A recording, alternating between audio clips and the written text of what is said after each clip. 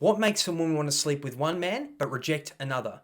Well, the answer is not as simple as height, money, confidence, or your genetic luck. In fact, there are many factors that are fixed, but there are also many factors that can be changed. Not only that, but where you actually meet a woman could be far more important than what you just look like. In this episode, I want to discuss 5 scientifically backed factors that determine female short-term mating choices. And more importantly, I want to discuss what you, as a man, can do to improve your chances of meeting a woman, whether it be for short-term casual sex or, more importantly and more advisable, long-term serious and loving relationships. So, as I've said in my earlier videos, I've been on dating apps for a long time, since their inception, and I was on dating websites such as Plenty of Fish in 2013 and other websites back then. The dating apps like Tinder came in 2014 and fundamentally changed everything. So today what I want to do is just go through some quick important bits of data and try and be a bit more positive about the dating outlook. We all know it's difficult out there. We all know the data around things like height filters and how that's particularly hard. But let's delve into the data and discuss things a bit more. So the fact of the matter is that physical attractiveness matters significantly more for casual sex and short-term dating. Now, what we see is that quite clearly for short-term sex, women do prioritize immediate physical attractiveness above all else, okay? Above all else. And that is just the reality of the situation. And I'm sure that probably applies significantly to men as well. But a US study out of the University of Texas in 2006 has some data to discuss this. So in 2006, the University of Texas study looked at 216 participants and allocated them with a limited male mate budget, okay? So what does that mean? So the mate budget effectively acted as a form of currency and limited the amount of decisions that could be made. So what they found in the study is that for one-night stands and affairs, that women prioritized physical attractiveness over status, resources, and warmth, okay? So that University of Texas study in 2006 found that in the 216 participants who were allocated limited mate budgets, women for one-night stands and affairs significantly prioritized physical attractiveness over status, resources, and warmth as an individual. Now, a German study was done in 2025, many years later, and it looked at 445 dating app users, and in those users, 5,340 choices were made. Now, what the male participants were, in terms of their height, were ranging from 170 centimeters to 189 centimeters. So that's about 5'7" to 6'2.5". And they found that for every 1 standard deviation of improvement in photo attractiveness, okay, there is a corresponding raised selection probability of about 20 percentage points, right?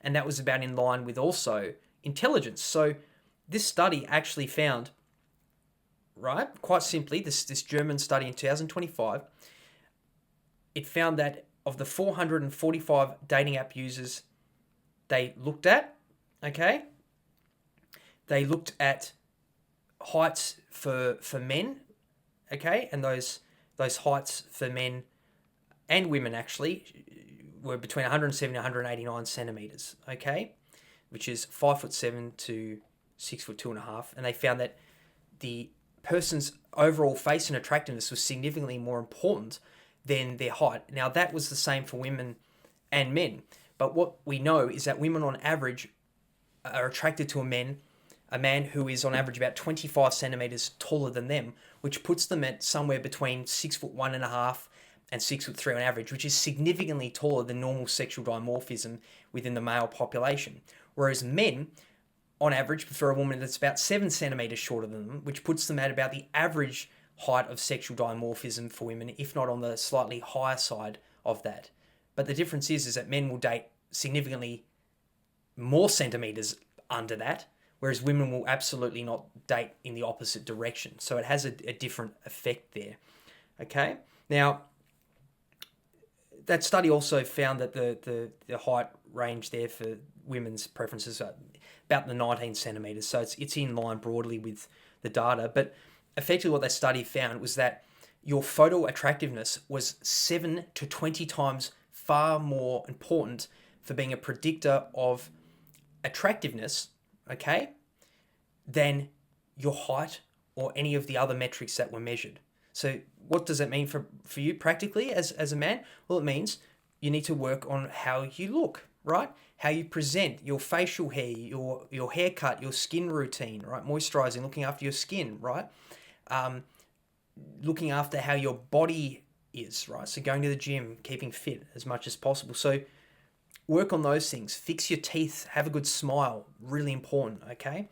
Now, what we also know is that obviously we understand that height helps significantly, but strength is trainable. Okay? What do I mean by that? Well, you can't change your height and grow your skeleton, but you can grow your muscles and change your body composition, okay? And there's an Australian and US study that was done, but it came out of the Griffith University in 2017, and it showed that perceived upper body strength explained more than 70% of the variation in men's body attractiveness ratings according to women, okay? So your upper body strength in your side delts, right, in your chest, even in your biceps and triceps, accounted for 70% of your attractiveness and appeal to women. So straight away, that's not necessarily your height. Work on your body composition. And I say this as a personal trainer as well, okay? So work on your body composition, if not for women, obviously for yourself and looking after your physical health and your longevity in life and your mental health, okay? Now, the same study found that if you combined that with height and body composition in the form of leanness, that accounted for 80% of the total attractiveness that women had. So working on two of those three, you can't change your height, but those other two, once again, can make a huge difference, which is really, really good to see that that's within the locus of your control. Okay? Now, interestingly though, it also found that there was no statistical significant preference for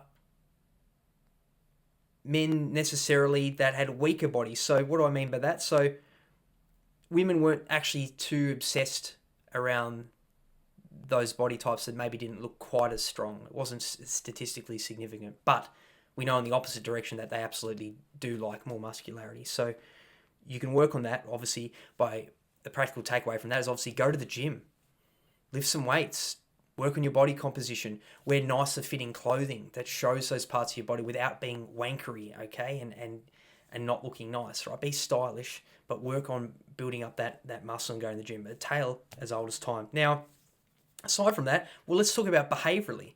Well, what we know is that humour makes you more sexually attractive to women significantly. More so than just your overall physical attractiveness or your height, okay? In many cases.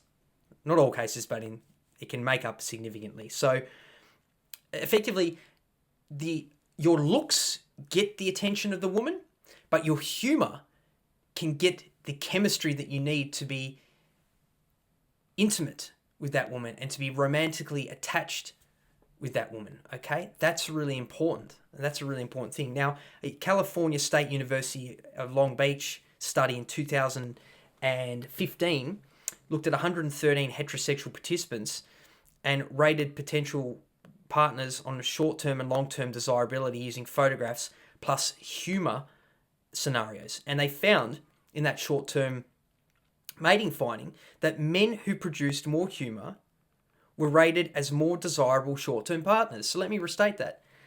That California State University Long Beach 2015 study, okay, found that men who produced more humour were rated as far more desirable for short-term partners, right? So that doesn't mean they're not good for long-term partners, but it's getting them a huge foot in the door with short-term partners and casual sex and intimacy. So that's a really important thing. Now, they also looked at the effect size and they found that humour production as a category accounted for roughly 10% of the variation of short-term desirability, whereas responding positively to humour accounted for about 12% of that in the effect size. So that's really important. So what does that mean? Again, a practical takeaway: develop your personality, develop your humour, develop how you interact with women. Be a little bit cheeky, okay? Test the boundaries a little bit, right? But don't be offensive or rude, okay? Be confident in how you speak and be willing to make a joke, and also be willing to have a little bit of self-deprecation in what you do, right? Without doing what Clavicular would say and call jester maxing. So don't jester max necessarily. Know when people are laughing with you or laughing at you, and find your line, but it doesn't hurt to have a bit of a laugh at yourself, but also to look at other sides of humour, and it doesn't hurt to give them a little bit of a cheeky niggle here or there without being horrible to them. You don't need to neg, or whatever Neil Strauss might have called it all those years ago. So don't do that. Now, on the other side of things, women need casual sex to feel worth the risk.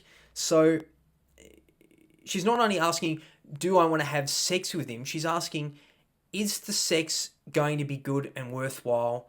And should I consider this as being worth the risk? Okay, that's really important. So the University of Michigan found in a 2011 study, again, these are older studies, but they're important because it looks at human behaviour without conflation with a lot of different things around data. That University of Michigan study in 2011 found that across 4 quasi-experiments, perceived sexual skill strongly predicted willingness to accept casual sex for both women and men. Okay, so your perceived sexual skill is a strong variable that can lead to you actually getting more sex, even if it turns out you're maybe not skilled, right? You're just confident and present it, right? But my advice is, you probably want to be good at sex and listen to the woman that you're with or the women that you've been with and learn and understand that every woman's body is different, okay? And be selfless and make sure that she's getting off well and truly before you. And in fact, if you're not going to get off, you make sure that she gets off and you focus on her, okay? But that's really interesting to see. You fake it till you make it almost, right? Now, it's funny because there was a benchmark in 1989 where they looked at studies of the stranger propositions of sex, right? So this was a study that was done, and they got, for example, they got a female actor to proposition males in the population for casual sex, and found that 75% of the men were willing to accept that casual sex. And then when they reversed it and got a male actor to approach women and proposition them for casual sex, 0% of the women agreed to wanting to have sex with them. Now, a follow-up study was done years later in 2011, and it found that, well, that difference between 0 and 75% can be drastically reduced, particularly if it's, an attractive actor or famous person, someone who's a close friend. And I've talked about cross-sex friendships and how men and women can't really be friends without having sex or getting into relationships. Go watch that video. Or whether or not they'll just perceived as sexually compatible at all, right? So you factor those in, and that reduces that massive difference. But it is quite a funny one to look at. Now, so what does that mean from a practical point of view? Well, you want to signal that you've got a level of standards and decency and sexual hygiene, and you want to be able to effectively show that you are attentive and you're the kind of person that a woman would want to sleep with because she could feel that she can trust you, and you should be a trustworthy person. Not pretend to be trustworthy, but actually be trustworthy. So work on that. Really be a good man. Be confident, but also do the right thing in attracting the woman in that regard. Now, what else do we know? Well, we know that given all this data, if you are a man, particularly if you're a short man, let the woman meet the whole man. Okay? A dating app is not going to help you. If you want to use a dating app, maybe use it for 25% of your dating strategy. The other part, you've got to go out there and meet women, because we know that if you remove the filter from them and you don't give them infinite choice and paradox of choice like I talked about in my last video, they actually start going, oh, hang on, there's lots of good men around. Well, there's lots of attractive men, okay? And they have more to pick from. And they can be very happy with those men and have long-term romantic, loving relationships, maybe marriage, maybe kids as well. So effectively what people what people say they want on paper can be very different from what attracts them when the person's standing in front of them. What they see on paper, what they say on paper is not the same as what they might actually want when given the chance. And they know this through studies. So they found in a US study in Northwestern University in 2008, they had 163 participants who completed 9 to 13 4-minute speed dating sessions each, which produced 206 mutual matches. But the key finding here was that the participants' pre-stated preferences in this study actually had failed to reliably predict their actual generated romantic desire during live interactions. Let me restate that. The Northwestern University, in a 2008 study, right, this is an older study, found that what people stated on paper that they wanted in attractiveness, particularly with women towards men, did not reliably determine what they actually found attractive when given the chance. This is once again a big lesson to what dating used to be in meeting people in person and how important it is to do that. Okay? Don't be too black pilled, don't be too negative about the dating world. If you get out there and meet women, as hard as it is, you've got better chances, okay? So that's a really interesting thing to see. And again, the practical takeaway is you can't change your height and your skeleton, but you can work on your upper body strength. You can work on how you look and make these differences, and you can work on your humor, okay? So I guess that's sort of what I just want to say is get out there, meet women, don't be too black-pilled and negative about dating and height restrictions and things like this. Yes, it makes it tricky, but we know that if you meet a woman, you've got far more chances of winning her over with other redeeming qualities about yourself, which is a great thing. So don't give up. Don't be bitter and resentful towards women. There are great women out there, and what the study shows that the women don't even realize that they're effectively cutting off their nose to spite their face by having these filters in place, okay? So anyway, that's all I want to say. It's just a quick short video today. But as always, thanks for watching, and I hope you have a great day.